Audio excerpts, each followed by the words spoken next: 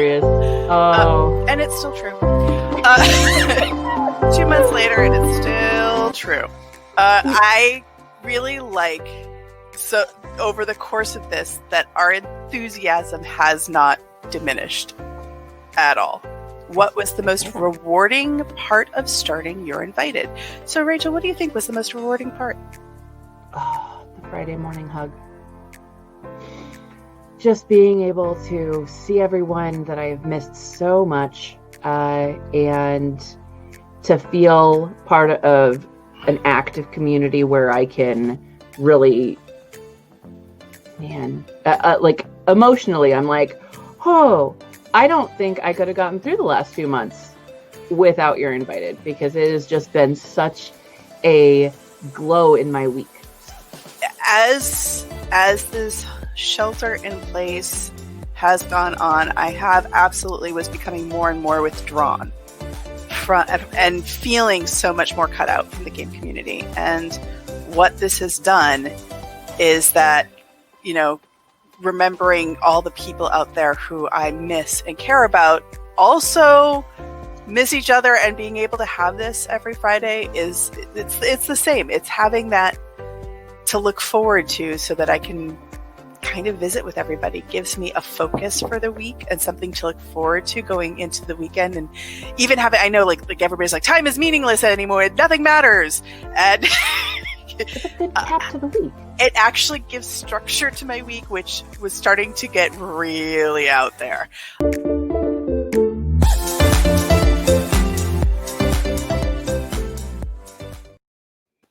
Good morning, friends and gamers.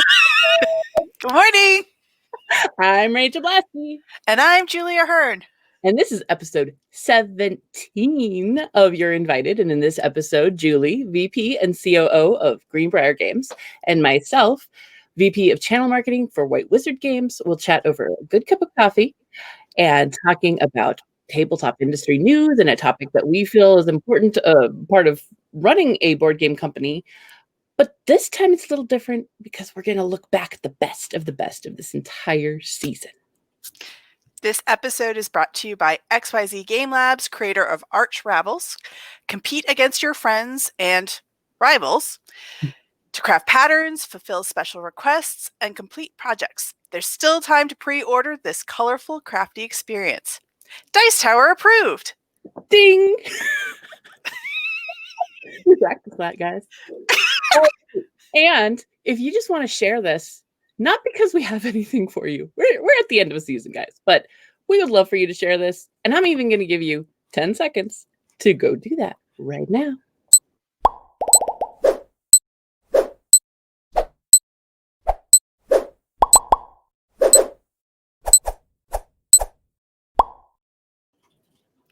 So, Julie, we got news. People are doing things.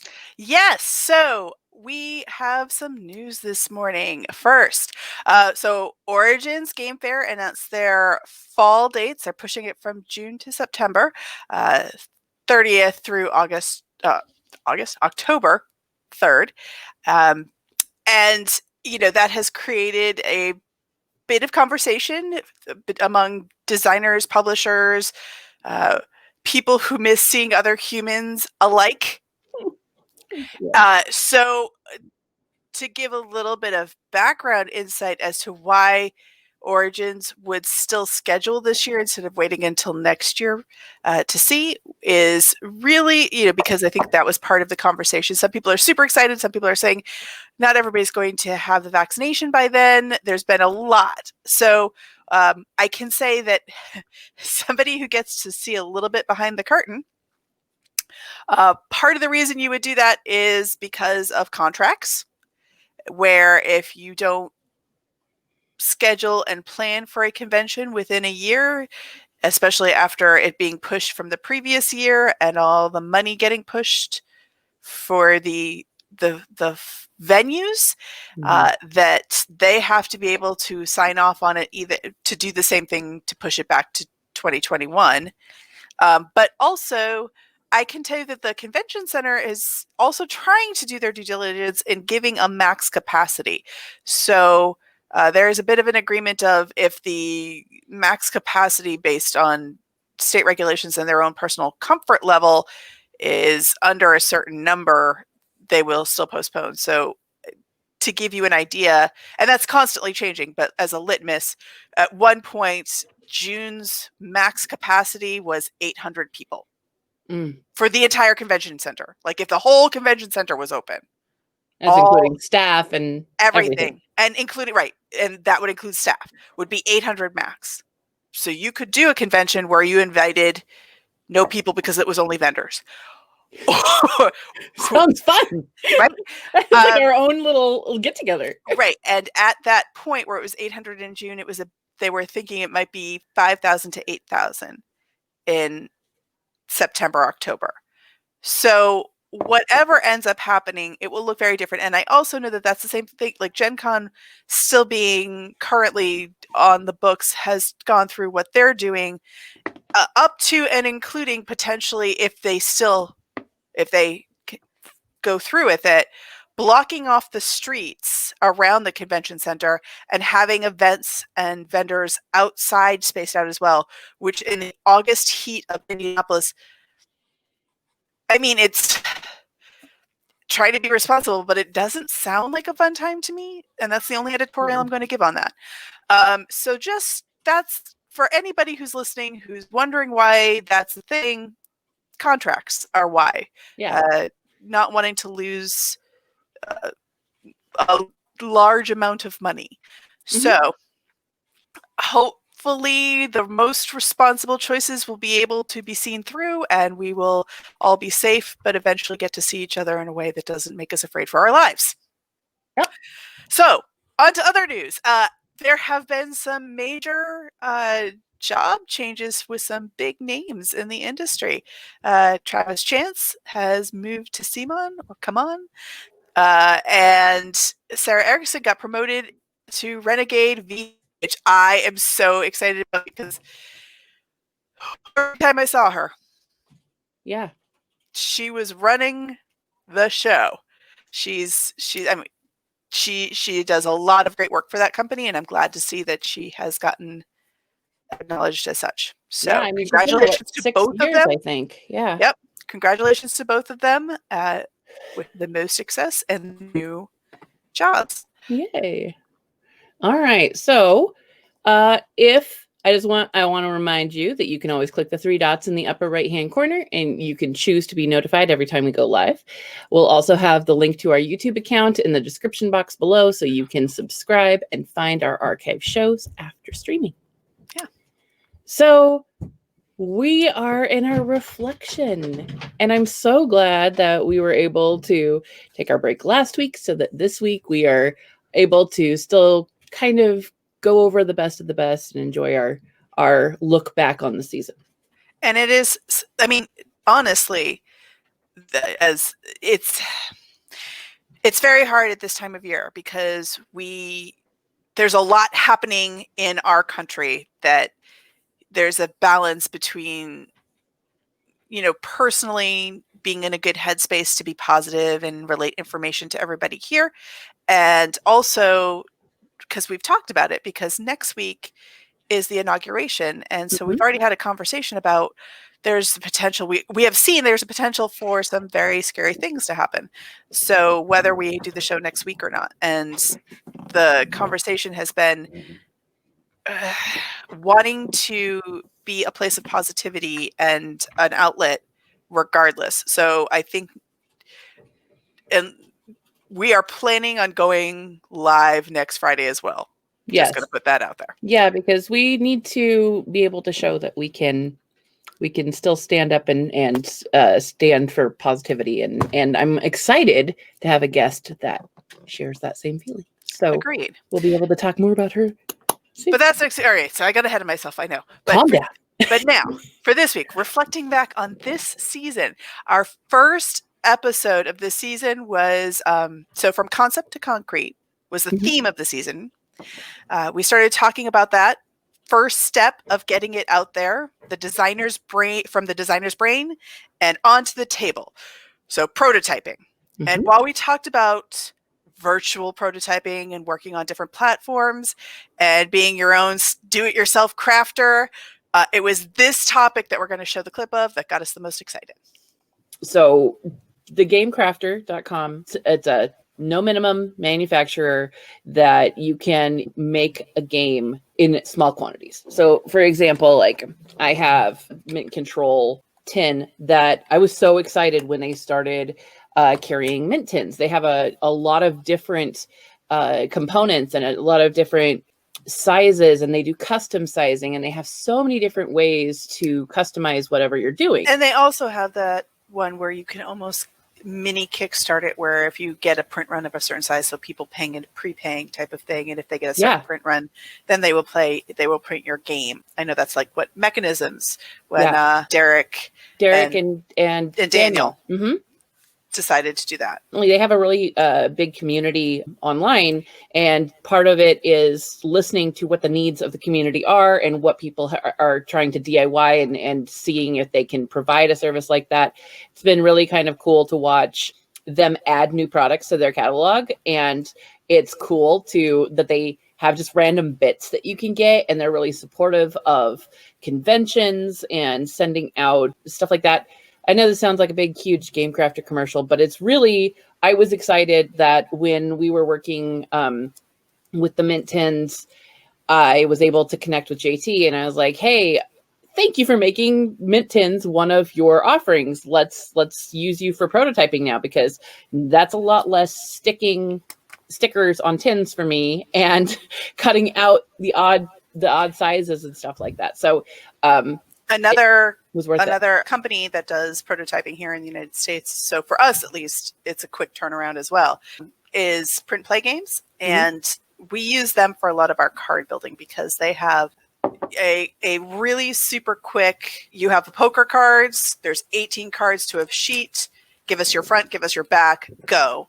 What kind of card stock do you want? And I can take 30 seconds and order cards and have them. So I did that Sunday of last week, and Wednesday I got my promo cards. Nice. For Man vs. Meeple.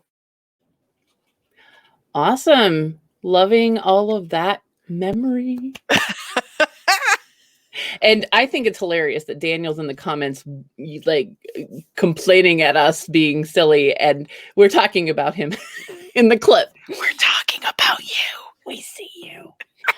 Awesome. So our next episode that we wanted to talk about was the playtesting episode. It was a huge one that lots of people were interested in watching. And it was all about dev. And so how do you take that diamond in the rough and make it shine? And no matter if you're working in the house with a dedicated network or any warm body that you can get to sit down, our top tips ring true. Being the recipient of those critiques as a designer in the past, I can empathize with that. But it is something that it is an easy way, even if you're doing it yourself, to remove yourself from the emotion of it. If you're objective data versus subjective feels. Right. I'd cry sometimes. I've seen many people cry. I've seen many people leave but the room I and do it privately and be able to get past that and then look at, oh, this is said 15 times. This is said 3 times. This was mentioned once. You sound like you're talking about your top tip. Yes. We're at that. We're at that point. You can't argue with a piece of paper. So getting it in writing, I know, like I've had this conversation. If you can get it in writing, most people, and this is, you have to be careful with this because there are some people who are not going to be able to. So you have to be respectful of that. But if you can get it in writing, whether it's a survey, whether it's an email, whether it's a written piece of paper, do not look through it while they are there. Wait until you have time privately, follow up with an email questions when you have had time to process your feels. For me, I am I'm half Italian. I'm a very passionate person. So I can get out all of the arguing and talking back and being defensive about my designs to a piece of paper who isn't going to care. Mm-hmm. Does not care if I'm upset and insulted by their description of my game, and I can get all that out before I can look at it objectively. So if you are somebody who doesn't and you're data driven and you can do that on the fly, great. But if you can't, just get it in writing and then don't look at stuff until afterwards, so that you can maintain that professional nature that will keep people coming back and still being honest with you instead of being afraid of you and lying to your face. Not helpful. It's not helpful in the long run. It's not. And my tip is just to remember, data is objective, so look for trends, not specifics. The outliers are they're outliers, and you can see that better if you step back and look at it as a whole. Yes, it's true. Oh, like I cried. I do. Well, I don't anymore. Hey, you've been in the game a while. That crocodile skin, Nice. but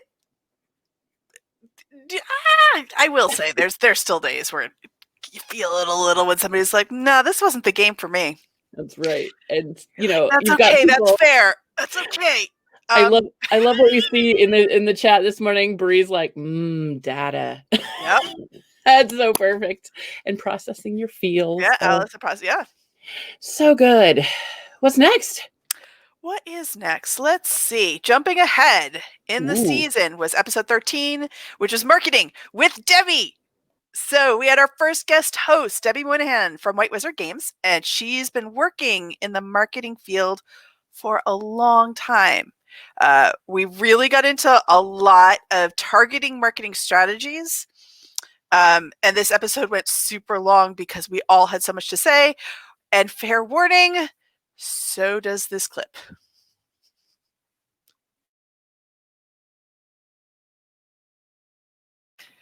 So, getting started.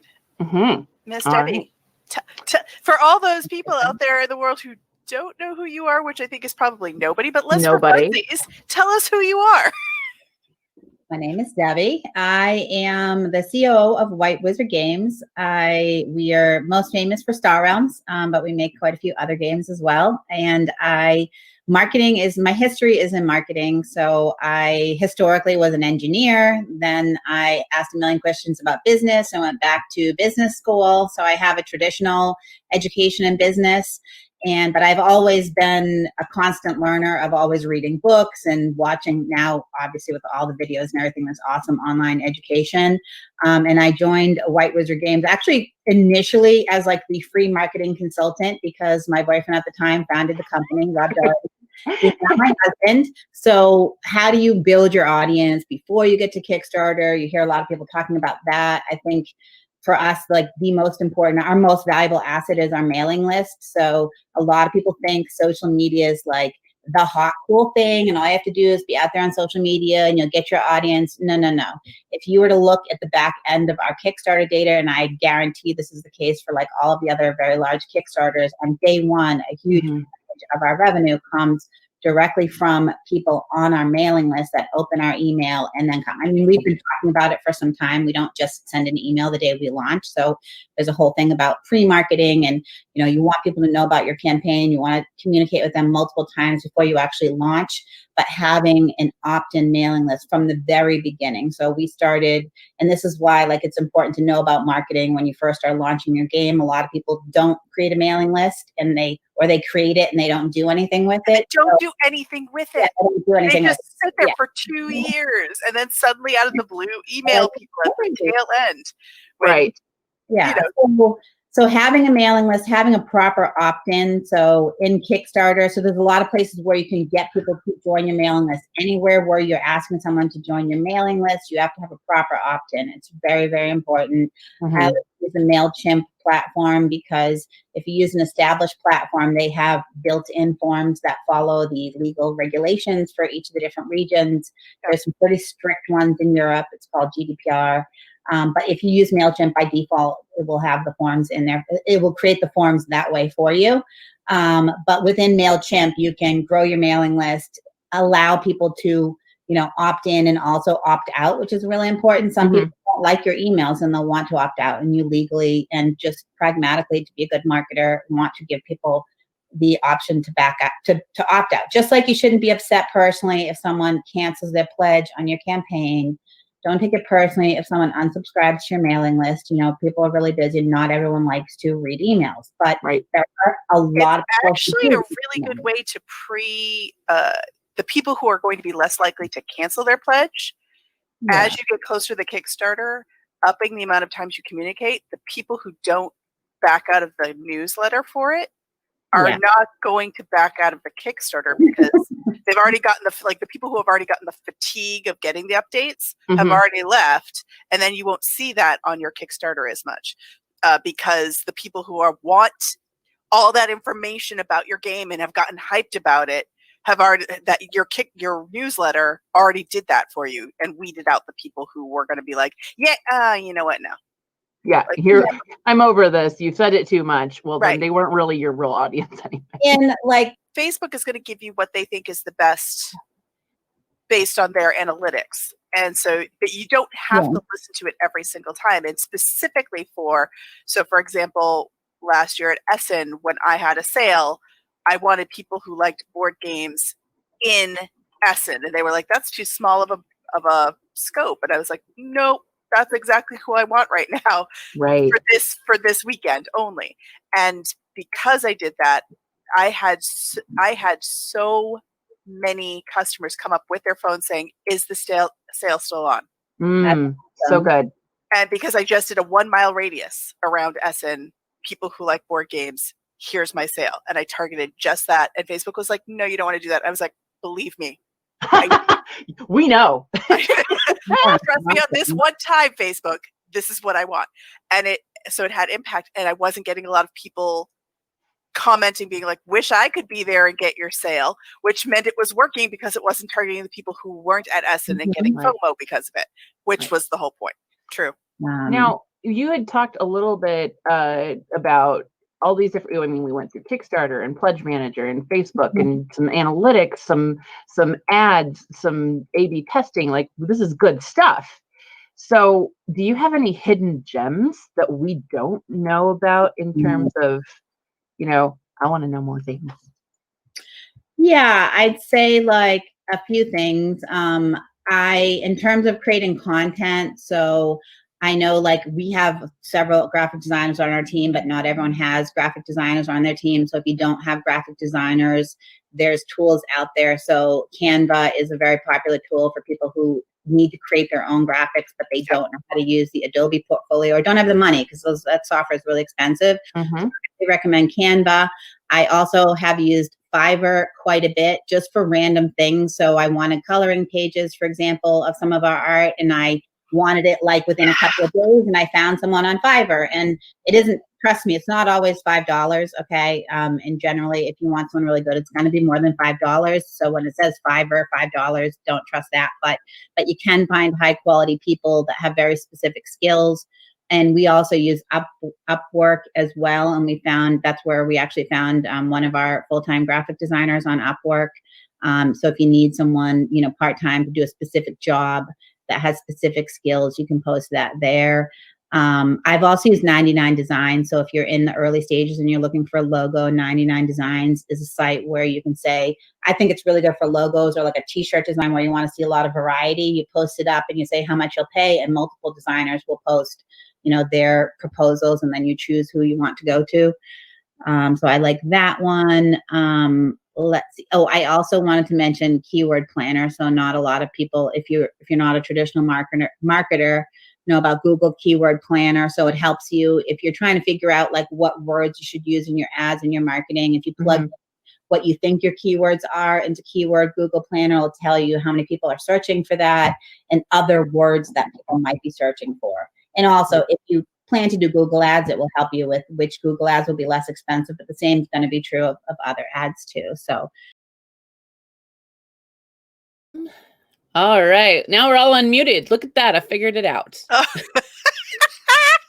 love how I'm like, okay, got to do all the things. Our crack tech team working behind the scenes. click, click, click, click, click. Hey, we're just figuring this out, people. Full disclosure. Oh, and when you said the Fiverr thing in the chat, that long time ago, years and years ago, when Justin was doing avatar, making himself like little avatars for chats and stuff like that, that's where he went to get like a cartoonized version of himself. There's actually, all joking aside, his first, when he was the blue player, his little icon character was an artist through Fiverr. That he found through Fiverr to make a logo for himself before he got on Dice Tower. So it is a great resource. All right. So our final clip is from episode 16, which is the organizing episode that we aired on New Year's Day. Yep. And we talked quite a bit about out with the old, in with the new, or keep it and make room. Old, make room for the new. Welcome to my house. Can't get rid of anything. But we are both a sucker for cute accessories, little tiny things, and especially when it comes to board games. So check this out. Well, and the cool part is, as hobbying has grown in the last few years, there are more and more people with home 3D printers and home laser cutters and things like that. And so like this one that I have here, some Tiny Epic Galaxies. And this person just did it themselves. And they've got all these cool little things that they put in there. And this is just somebody that, I think his name is Jonathan White. Oh my gosh. Yeah, there's so many cool little boxes in here. Oh, they did the boxes on the inside too. Yes. That's neat. Isn't it adorable? I mean, it's just so perfect. And to your point now, because you have 3D printers and laser cutters and Cricuts being so much more predominant in the industry, you can find templates. You can go online and find YouTube channels that show you how to walk you through and what materials they use and where's the best place to buy them. We may watch those sometimes at night. And it's over. So there you go. Man, there's been some interesting comments. I think that Fiverr can be, something that could be polarizing and dependent on the use of it. So that's an interesting thought I hadn't had. Well, no, and I'm trying. I wanted the clarification of why, because I do think people undercut themselves selling wise, and I have found, so not through Fiverr, but I've had many instances of new artists, and it seems like such a wide discrepancy.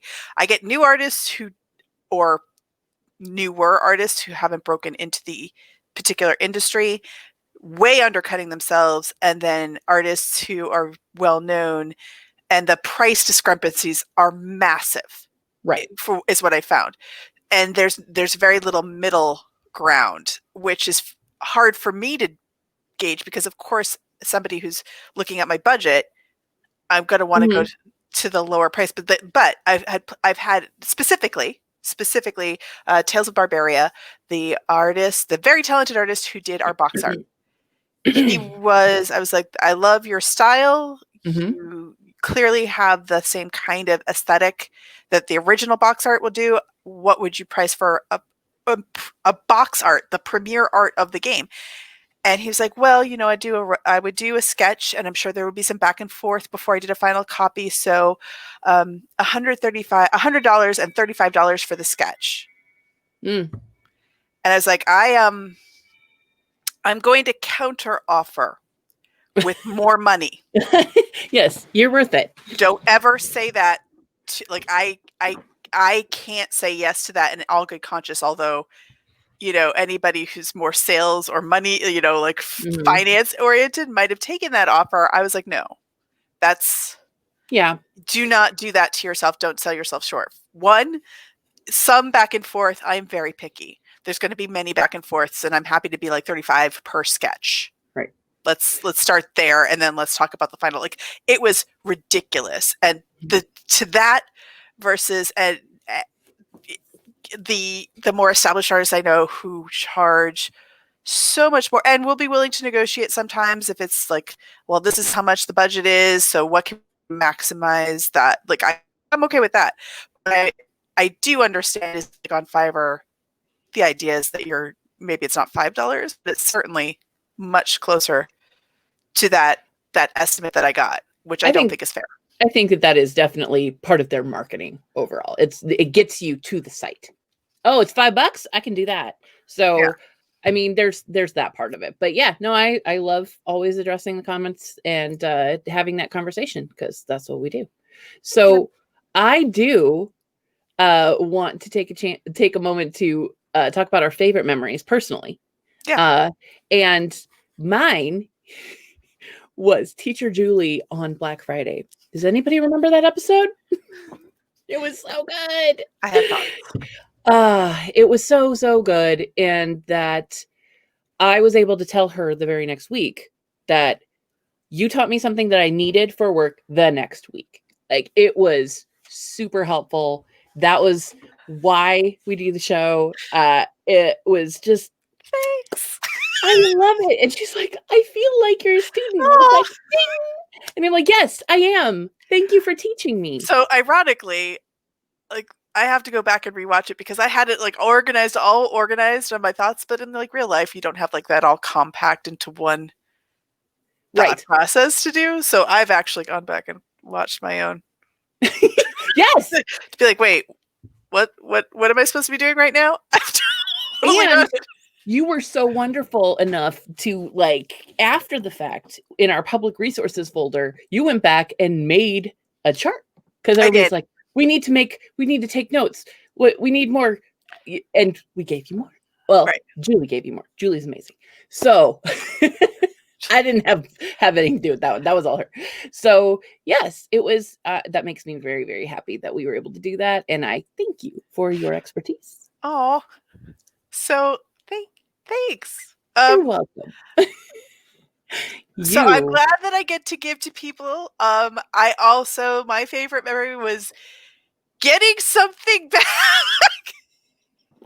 This was amazing. Okay, there were a lot of great, like, this is so ridiculous because it's not learning oriented at all. But this was so deeply personal for me that we did the Christmas show and we had pre-recorded it. Like, we did a lot of the clips here because it was Christmas morning, so we weren't going to get all dressed up and do the whole show Christmas morning, but we wanted to do a show, so we had pre-recorded it. And I had given my, what do you wish is under the Christmas tree? And I put the game that I have put for everything when everybody's like, what do you wish you had?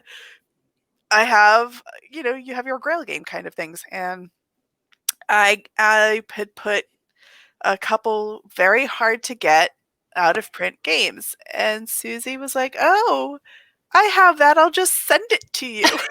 Yes, she's amazing. And then if anybody watched my unboxing last night where I cackle like a maniac, it came yesterday. I got it. So this was my favorite moment. I mean, honestly, Susie, I was because that was during our Christmas episode, which we had pre-recorded. And so we were, again, kind of like today when we were like chatting a bunch during the videos. So it was pre-recorded. It was going. We were chatting in the chat. I had Julie over here on video chat separately. So we were talking throughout it. And she saw that and just tears. You were just like, oh yeah. I was a hot mess. You were. But not, okay. So I know, like, physical board game, I will say we've had a really rough time not being able to see each other. We've had a rough time not being able to see each other. Everybody's had a rough time. And it doesn't have to be, I mean, this is amazing. This is, and I'm so excited to play this weekend. But just in general, getting notes from people, getting to send notes to people, like in the mail, like the fact that we're still spending so much time trying to reach out and trying to stay connected, has been my favorite part of this season, period. Yeah. Being like in our intro, we talk a lot about like, why did you why did you do this? Yeah. Like, what are you getting out of this? Like, it's still the active community that we're a part of. And I'm not going to cry. Okay. I'm not going to cry. So what's everybody talking about? We got some people. Oh, I've got Miss Susie Dancer that is, her eyes are sweating. There's the star right there. Love it. We love you, Susie. So it's been really cool seeing everybody in the chat and being able to have time to do that. So super, super happy to see everyone. Yeah. You want to talk about? Go ahead. Yeah. Oh, I know. I mean, I think we're what's going on? Yeah, we got our what's going on. So this week, I know that we kind of talk about what we're doing for work. This week, I had been working really hard on getting a retail release schedule out. So I was able to announce like the full 2021 retail release schedule this week for White Wizard, along with the pre-order deadlines and SKUs and release dates. And one of the cool things that we're trying to do is keep it a living document. So as it rolls out, I can keep it all up to date. I can, because I know Mike Pascal is going to thank you for that. Yeah. It's one of those. This is ideal, but very, very few people are able to do it. And I pushed real hard to get this to happen. So I'm really happy about that. And again, really happy that it's living and can be adjusted, because that is the way it is, guys. Like, I can't make the boats sail any faster. I can't make the containers. Like, I love another one of the things that we learned was you explained the container shortage. Like, that is part of the problems with logistics right now. And I can't make... We're feeling that right now as well, because I didn't have it as my what's going on, but so the reprint of Folklore Fall of the Spire, this week we were trying to schedule the freight shipping because they're wrapping up the reprint of it. So first hearing it here, because right after this I'm writing the update for the Folklore backers. So that they wrapped up manufacturing and it's getting put on the boat. And even that, I mean, finding the boat, finding freight shipping, finding the containers, and because of Brexit, having to split the UK product so that only UK backers are getting it sent to the UK, and finding it during this time, also finding an alternative in Europe for the rest of Europe. It's been a great learning experience that I hope I never have to recreate, but learning experience nonetheless. So that's so it meant there was at least one more container on a separate boat going to Europe. Wow. Mainland versus the UK. And that's been a thing.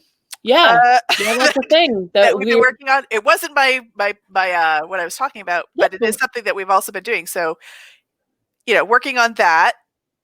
Final approvals for Tales of Barbaria. The last thing we approved was they were like, we really don't think we can do transparent dice. We really think they have to be opaque because they get these bubbles. I'm like, let me see them. So they sent them. I was like, these are cute, bubbles and all, making it happen. Bubbles. So that was our so that approval process for that, and then creatively, I have spent. By Tuesday, I had already worked a 40-hour week on Lost Ones, which is kind of like, it wasn't intentional. I just, once I get into the dev process, I get a little sucked in. So yes, the final revisions of editing for the rule book, for the storybook, for the tiles, making sure everything's consistent all the way through is well underway. And now we hand it off to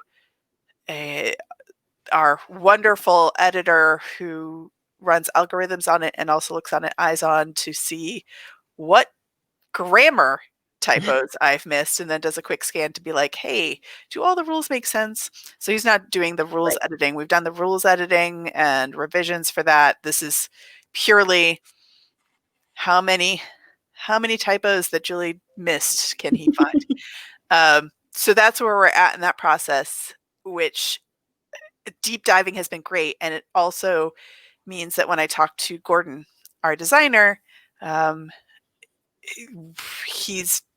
it's awesome because we have definitely had a good simpatico working on this game, because sometimes it's a struggle. Designers don't like where they think you're taking the direction of the game. And we've been on the same page the whole time, and all the changes. And even after that big push and me being like, here's everything I just changed. Whoosh. And he was like, this is awesome. So that was a great thing. So that's what I've been working on. Yes, you were under. I'd like like, hey Julie, and you're like, nope, I'm not here. It was great. Yeah. I totally understand and respect whenever you were like blinders on. I'm like, all right, you do you, girl. It's been a very busy week. It's been super productive, and I am already. And then we had a big conversation about what the expansion is going to look like, a massive one. Woo! That's exciting. February. We're going to start working on that in February. We said we weren't going to actually start it until February. Take a break. And then, of course, I would like very soon to be able to make an announcement about the next game, but not quite yet. Well, we will be excited to hear about it when you're ready. So, we definitely, I don't know if we're going to be doing shout outs next season, because we've got lots. Next season's going to be really interesting, and maybe we can just talk a little bit about it after this, because I'm real excited. But first, we have our last shout out of the season, and that is for Mr. Curt. Why can't I talk? Curt Covert. And he's amazing. He actually talked to me. We had a Zoom meeting just to talk the other day, but I wanted to make sure that everyone knew about Curt. Curt is the beloved founder of Smirk and Dagger, and also Smirk and Laughter Games. He's the smile that you are hoping to see at a show. It's amazing. And his energy and enthusiasm are mere aspirations to most. And Curt is the definition of an industry supporter, and shares his treasure trove of knowledge and experience with peers without a second thought. Yep. Often playtesting fellow publishers' designs. And you can find all of his social media accounts and website in the description box below.